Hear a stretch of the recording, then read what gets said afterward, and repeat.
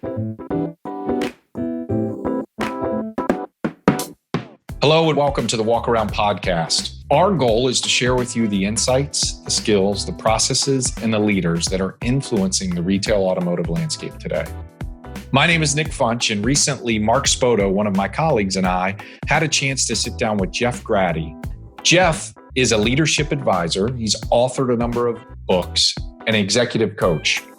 He and his firm, Avion Consulting, help leaders get the most out of their teams and themselves. Today, we take a look inside leadership and how to check your ego at the door and the impact that makes in high-performing teams. Join me as we take a walk around with Jeff Graddy. Hey, Jeff, I think we're excited really to talk to you today about teams and kind of some of the keys to creating and sustaining high-performing teams. But before we get into that, maybe a little bit about yourself and kind of how you got to this point. Yeah, no, I'm glad to be here. Thanks for the invite, guys. I got into leadership consulting about 15 years ago. I was a psychologist by training, although feeling much better now. So thanks for that. Thank you. And I just realized at that point in my career that I liked focusing on human behavior and kind of why people did what they did. But I wanted to look at the upside, right? Performance, excellence, right? How to create kind of a better version of whatever it is you're trying to do, rather than kind of the more therapy or clinical route that I had originally been trained in. I also kind of way back when not only was trained as a psychologist, but was trained as a sports psychologist. And so I think there was a natural pivot for me to kind of focus on helping leaders and teams be more effective, because I think a lot of leaders and teams in the business environment, including in automotive and in retail, there is a performance orientation that kind of like makes sense to people.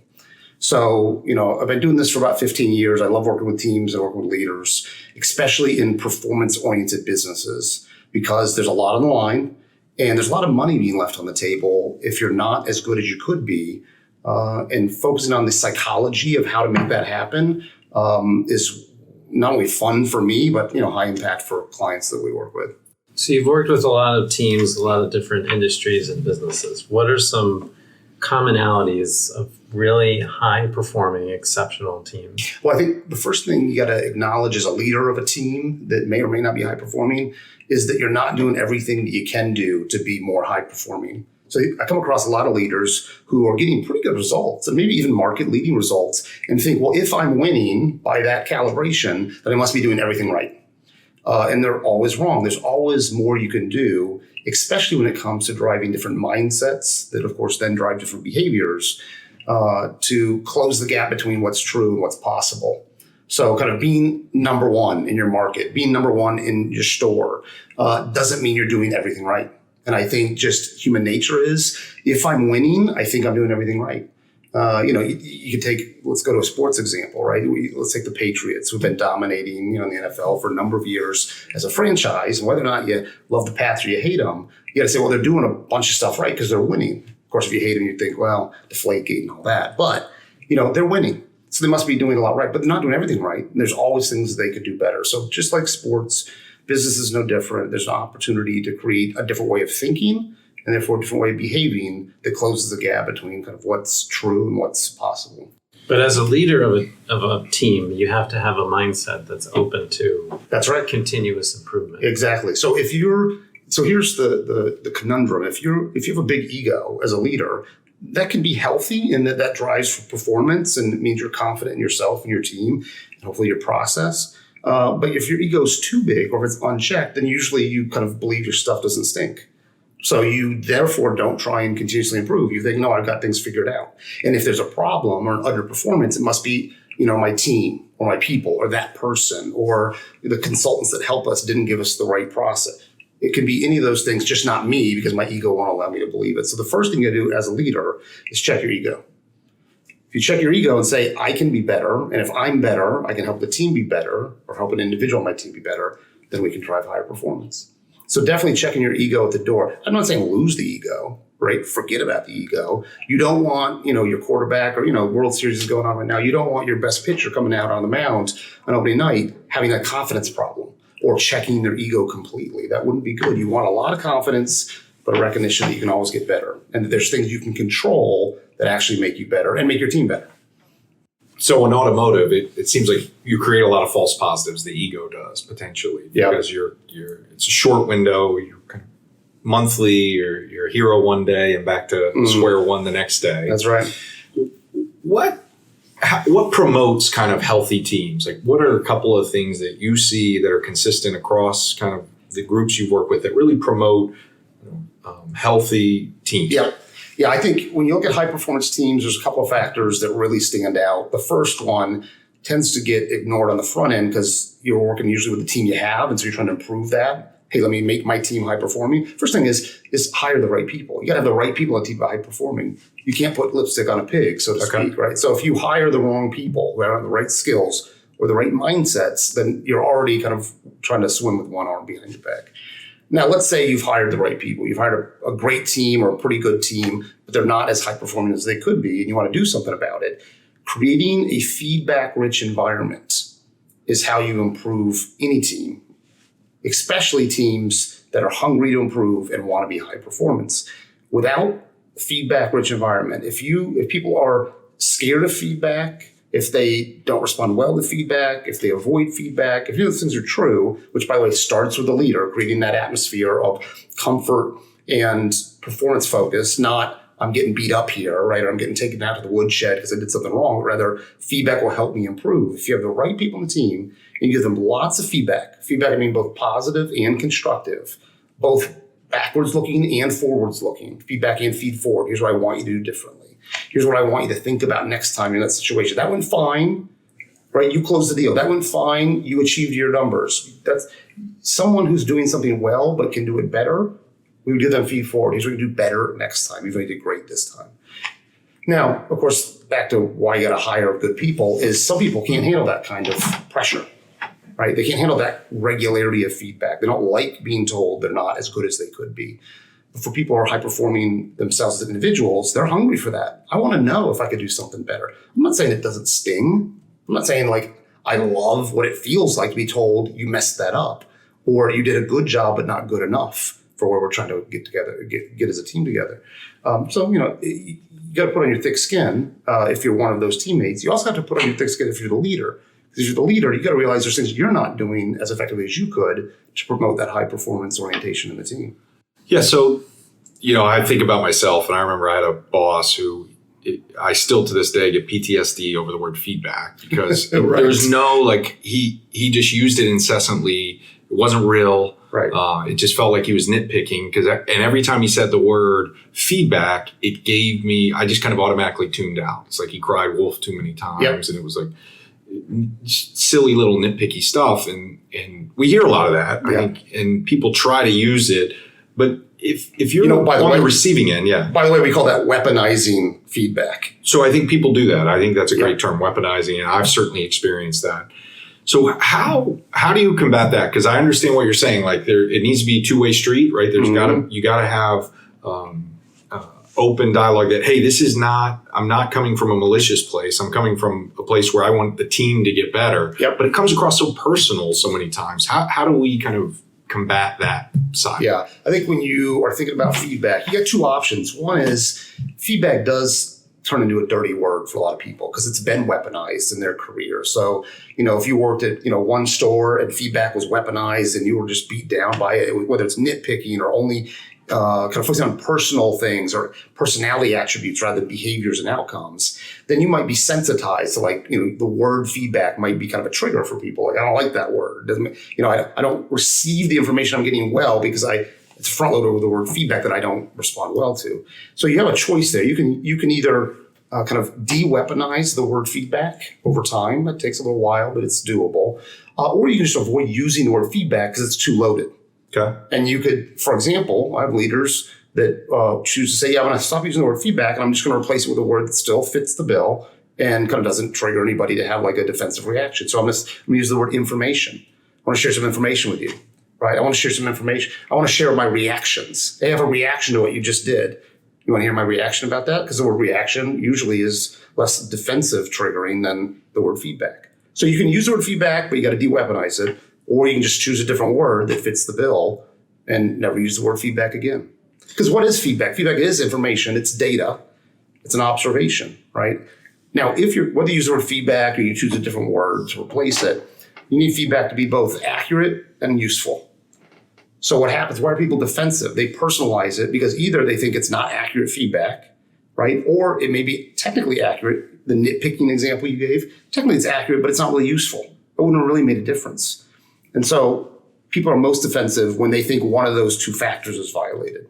Yeah, so I'm really curious about that component that you just talked about, where the person, there's like two sides to every story, right? Yeah. And so when you have to stick with the facts, like the facts can be, or there's different perspectives on the actual facts. And so getting everybody on the same page is, I think, key to that piece.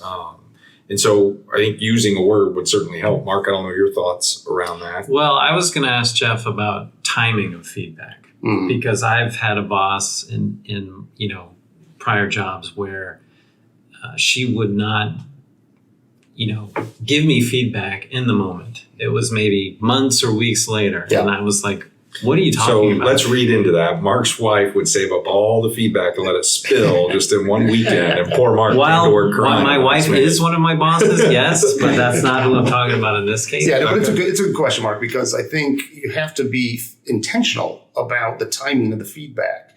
So if we back up from the idea of the goal is a high-performing team, and a prerequisite to driving high performance in a team is a feedback-rich environment. Therefore, I want to give regular, useful and true feedback, accurate and useful feedback.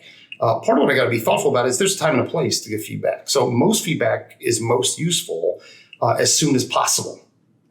That doesn't mean right in the moment in all cases, but it just means as soon as possible. So maybe right after a meeting, right? Or right after a conversation that gets observed or a conversation that happens directly. So feedback as soon as possible.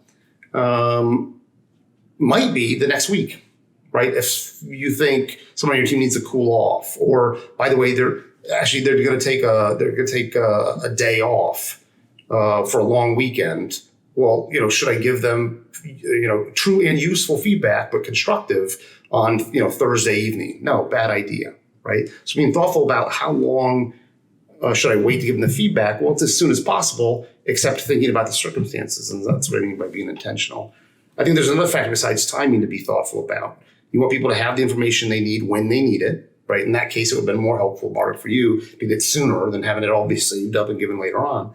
I think the other thing is you got to calibrate the level of the feedback. So earlier, Nick, you talked about kind of this nitpick idea, right? And people don't like having a nitpick type of feedback given to them on a regular basis because most of that feedback probably doesn't really matter, right? It may be their opinion. It may actually be true, but it's not really that useful because it doesn't really change performance. So what's better than nitpicking is actually in that case, maybe saving up a few of those until you recognize a pattern. If you're a leader, instead of nitpicking, I'm going to say, well, I'm going to wait until I see 3 examples of that. Now, if it's a big deal, I better jump in and give the feedback. But if it's not really a big deal, maybe I wait a couple weeks till I see a couple examples.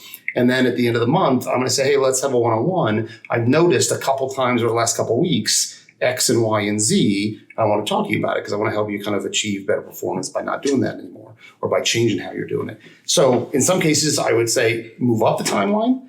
But actually, there are cases where you say, well, let me move back the timeline and give some feedback. So be intentional about the timing. And also make sure, to kind of the point I was making a minute ago about, it's not just about timing, it's about calibration about the amplitude of the emotion. So feedback is an emotional conversation in many cases. You need to be thoughtful about how will this person respond to my feedback? What's my best guess? If they work for you, if they work for you for 2 years, you're going to know how they're going to respond in most cases. So think about that and then think about how you should act on an emotional calibration level. In some cases, you would want to show emotion because you want to make sure they know you're serious. This is a big deal. Or let's say it's a positive piece of feedback. You want to show how proud of them you are, how happy you are that they stepped up in some regard. If they had a record month, if they did something new they never were able to do before, you would want to show them, you would want to give them positive feedback, right? Reinforce the behavior.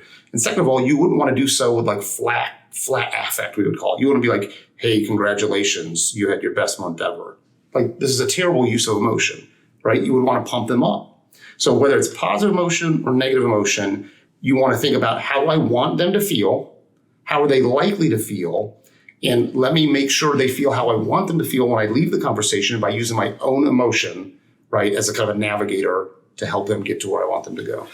Yeah, it's so funny to me because generally speaking, positive feedback is always given in the moment. Like you walk off out of the presentation, out of the boardroom, out of the sales office, and it's like high-fiving, great job, I love how you did this. And you talked about kind of saving up maybe some of the constructive stuff or being intentional with the timing around it. What's the most effective way to kind of put somebody back in that moment and maybe recreate kind of the opportunity, even though it may be 3, 4, the long weekend may have passed? Yeah. Well, I think I'll give you two different answers to that. Kind of, I'll take one on the positive and one on the constructive side. As much as it fires everybody up to be high-fiving, walking out of the sales office, and I would never knock that and say, don't do that. If you really want to be strategic towards creating a culture of feedback that reinforced high performance, you don't want to always give the attaboys right when the attaboy thing happened. So there's cases where I would recommend and seen work very well, where I said, you know what, dial back the high fives right after the win. I'm not saying you don't say, hey, nice work. I'm not saying ignore it, but dial back the level of emotion. Now, at first, people might wonder a little bit what's going on. But if you, let's say, over a month's period, dial back the immediate positive reaction and lowered kind of the volume knob, so to speak, on that level of positive emotion, and then kind of came in with a big bang of positive emotion 3 or 4 weeks later, that has a different impact. Now, only any individual kind of leader that knows their team knows whether, kind of doing that would be, combustible and really blow up, or whether like that wouldn't blow up and might have a positive impact and is willing to experiment with it. So if you know your team, you can withhold positive feedback temporarily in order to have a bigger bang effect a short time. Now, don't hold off for months at a time. Yeah. That's a terrible idea, right? So you want to make sure that it's a limited amount of time. But I've actually seen that work quite well. Now, on the constructive side, I do think that it's better to give people accurate real-time feedback on the constructive than it is to kind of, bottle it up and give it to them later. So that's my recommendation on that side. Sooner is better on the constructive side. Sooner is good on the positive side. But sometimes you want to be kind of strategic about how you use positive feedback as well. So in your role as kind of helping leaders, do you give people a strategy or a thought track, word track around kind of how to give that feedback? Yeah, I think, we use a model, SBI, acronym, Situation, Behavior, Impact. And what it provides is a little bit of a crutch for leaders when they might not be great at delivering feedback in a structured and clear way. The reason that is it gives you 3 categories, 3 boxes to check that says, hey, if you want someone to know what you're about to give them feedback about, tell them what the situation is you're referring to, right? Hey, earlier today, I noticed you were having a conversation with a customer and I overheard you say, XYZ. So that's the situation. That's what you're talking about. It's like, which movie are you about to play? Yeah, boom, puts them right in that moment. Right in that moment. Now they're back in that moment. Okay, they're ready for what you're going to say next. B for behavior is you said X and Y and Z, right? I noticed that you got fairly emotional and frustrated. And I could see it on your face and I could hear it in your tone. That's the behavior. It's the thing I observed you do that I want you to be thinking about right now. And then, depending on whether it's a positive or constructive, I'll make it a constructive one in this case, right, where they didn't do something they should have done or did something in a poor way, then you want to talk about the I or the impact. And the impact is, why does it matter? Who cares that in the conversation earlier today with a customer, I observed that you said X, Y, and Z in a certain way and showed frustration, and I saw it on your face and heard it in your tone. Like, oh, okay, so what? And while we might think it's obvious, the other person might have a blind spot. Didn't realize they did it. So that's why you set the tone, set the context of situation. That's why you describe the behavior. And that's why you kind of, bring in the cleanup shot with and here's why that matters, right? Well, I noticed they got turned off right away. As soon as you did that, their body language changed and all of a sudden, the deal fell through. So situation, behavior, impact, SBI is a structured, easy to remember model for how to actually deliver feedback. And again, constructive, of course, but even positive feedback. I'll tell you one thing that's funny, Nick, is a lot of people when they learn SBI, or when they get better at just generally delivering feedback, they'll give very useful and true, specific feedback on constructive issues, right? They'll give very detailed feedback, even to the point of nitpicking sometimes. Yeah. But when they go to give positive feedback, it's attaboy, right? It's great job. And so they're generic with positive and specific with negative. And what we've seen over the years at Avion is that both research-wise and in practice day-to-day is with leaders, especially in high-performance environments, is you want to give people very specific positive feedback so they can replicate it again, or they can double or triple the behavior. So don't be generic with positive feedback. Be specific, be accurate, and be true, just like you would be on the constructive side. Awesome. I love it. I love that kind of having a strategy as a leader promotes feedback. I think overall, though, feedback's just one component of kind of this healthy communication of high performance teams, right? Where kind of everything's That's on the right. table and people use kind of communication as a lever to kind of get themselves to the next level. But within feedback or communication, there's kind of two sides to it, right? There's the leader side, but then there's the contributor side. How, are there things you can do or need to see within kind of the contributor side that you can kind of develop and flex so it puts you in a better position to kind of receive feedback or participate in those conversations? Yeah, I think if you're someone on a team and you love what you do and you're high performance and high achievement oriented and successful, you want to be more successful. Rather, more successful can mean all kinds of things, right? Maybe you want a promotion, maybe you want to move up a level, on the team or in the organization. Maybe you just want to drive higher performance in your numbers, right? There can be all kinds of definitions of what successful looks like. If we're talking about, in a retail environment, right? You want to perform. And if you want to perform, then what you need is good feedback from your boss. And presuming, and this is a big presumption, your boss isn't a Yahoo, right? Then you want to get good, accurate, true feedback from your boss. Great. I don't know how many people listening would agree with that, right? Right. The boss is a Yahoo. It's a big presumption. Mark? Yeah. I know Mark is just keeping his mouth shut right now. Yeah. But, if you want that feedback in order to get better, then it is a requirement that you create an openness in the mind of your boss that you want the feedback. So you got to react in the right way when you get feedback. You have to say, I want the feedback. When you aren't getting the feedback you need to increase your performance, you need to ask for more feedback. So I think there's lots of to-dos on the feedback receiver side that you can engage in order to get, again, let me use the word information or data. You want better information coming to you in order to course correct. What about the reverse, where you want to give feedback to your boss? Yeah, that can be a tricky one, right? Because there's a power dynamic. There's always risk in kind of, speaking truth to power, as we say. I think two moves I've seen work consistently well, but they're not without risk. So let me not be Pollyanna, like this has no risk. One is you can say to your boss, hey, listen, I love that we've created a feedback-rich environment here. I love all the feedback I get from you. I don't have anything right now, but I'm just wondering that if I have feedback for you at some point, if you'd be cool with that, if you'd be interested in hearing it. The boss can't really say no. And it reduces the chance that they're going to be really angry or frustrated with you or vengeful potentially if later on you actually give them some feedback. But if you want to create a high-performing team as a leader, you have to be open to that. Of course. I think you got to ask for it, right? I think you've got to set that standard. And I think there are things, whether it's stop, start, continues, like strategies like that, where if you're setting that example as a leader, it opens kind of those pathways to allow for kind of your team to be honest with you and come from a good spot. That's right. Yeah. So I think as a leader, I agree with that, Nick. I think as a leader, there's things you can do to create that level of openness and two-way communication. And and Mark's right that you're not going to create a high performance team without setting a tone of openness and two-way communication from boss to the team. It's also true though, if you're on a team, and the listeners, both maybe a leader who's lead a team, but also as part of a team that they're on, if you want to give more upward feedback, part of what I would suggest is compliment and reinforce your boss for being someone who likes feedback. Yeah.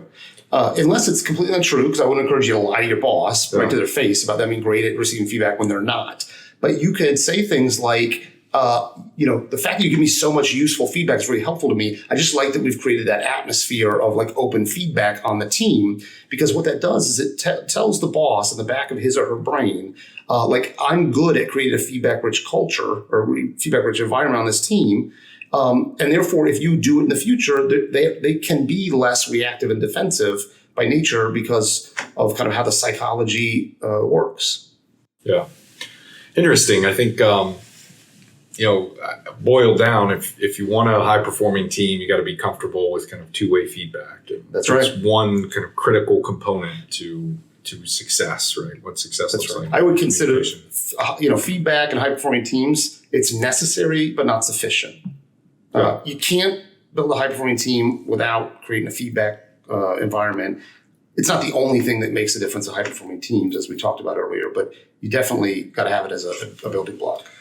Jeff, anything you're reading, anything you're curious about right now in your kind of travels? Yeah, I tell you what, I came across an article the other day that got pinged to me, and it was talking about difficult conversations, crucial conversations. There's a lot of good books out there on the topic, as you guys know, and probably plenty of people have read the books. The interesting thing here was it was talking about the connection between kind of being direct and very clear. And it relates to feedback. You'll see here in a second, because it was talking about direct, clear communication, which I think feedback should be direct and clear, but also layering in a healthy amount of empathy when you're delivering feedback. It's like, it can be tough to give feedback. And if I think about that as a leader, if I think, this would be a tough message if I was hearing it, then you're likely to deliver the message in a more reasonable way. Not deliver the message, or not deliver it in kind of a kumbaya way, but deliver it in a direct and yet empathetic way. And so kind of, it's interesting. So Kim Scott's the name of this author, wrote a book called Radical Candor, also has some TED Talks out there. And what she talked about is you want to be kind of high on the directness scale, but also high on the empathy scale. Yeah. She calls it radical candor. And, most leaders are biased one way or the other. Either you're kind of too nice, you're indirect, you're not clear that it's a problem because you're too high empathy and too low directness. Or on the other side of things, you're very direct, but with no empathy, and then people don't want to hear that, right? Yep. They don't like the message because of the delivery mechanism. Yeah, so I'm really curious around kind of clarity of message, and I think there's a certain amount of compassion that comes with that when you're managing people. But I think as we learn more, we'd love to have you back and talk a little more, go a little more depth around there. But Jeff, where can people find you? Yeah, they can look us up, www.avionconsulting.com. They can find us on LinkedIn, Avion Consulting. And I'm really glad to be on with you guys today. It's a great topic and one of a lot of interest, hopefully, to people out there trying to create high-performing teams. Yeah, well, we appreciate you joining us. And thank you, Jeff. Yeah, looking forward to having you back. So. All right, thanks, guys. I'll be happy to do it. Be sure to keep listening to The Walk Around as we explore the retail automotive space to keep up with the leaders that are influencing the retail automotive landscape today. We really appreciate you joining us today. If you enjoyed it, please be sure to subscribe and rate us and share it with your friends.